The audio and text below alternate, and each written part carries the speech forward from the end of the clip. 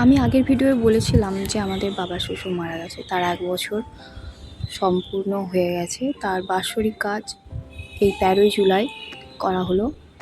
বাবার হঠাৎ করে লাংসে ক্যান্সার ধরা পড়ে। 1 সপ্তাহের মধ্যেই অসুস্থ খুব বাড়াবাড়ি পর্যায়ে চলে যায়। 24শে জুলাই তিনি মারা যান।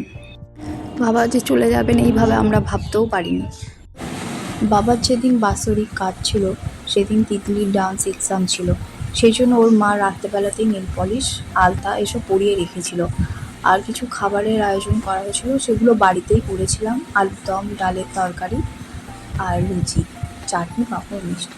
বাৎসরিক কাজ প্রায় 11টা-12টা করে চালু হয়েছিল, কারণ এসব কাজ নাকি মধ্যাহ্নতেই করতে হয়। বাড়িতে যারা আত্মীয় স্বজন এসেছিলেন তারা হাতে হাতে একটু রান্নাগুলো করে দিচ্ছিলেন।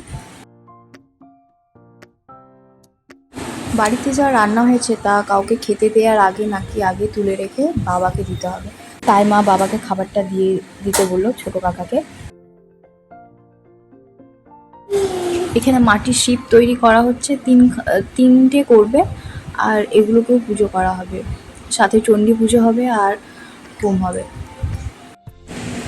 হোম করার বন্দোবস্ত হয়ে গেছে, এদিকে হোমের জোগাড় আর ওইদিকে চণ্ডী পুজো হচ্ছে। এইভাবে পুজো করলে নাকি বাৎসরিক কাজ ভালো হয়। মামা শ্বশুর এইভাবে করতে বলেছিলেন। হোমের আগুন যত উপরে উঠবে তত নাকি ভালো, তো আমাদের হোমের আগুনটা বেশ ভালোই উপরে উঠেছিল। তো আজ এই পর্যন্তই, তোমরা ভালো থাকবে, আর যদি চ্যানেলে নতুন হও তাহলে সাবস্ক্রাইব করে আমাদের পাশে থেকো। বাই বন্ধুরা।